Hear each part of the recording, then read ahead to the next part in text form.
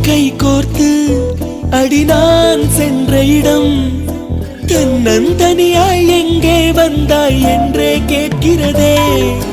உன் தோள் சாய்ந்து அடி நான்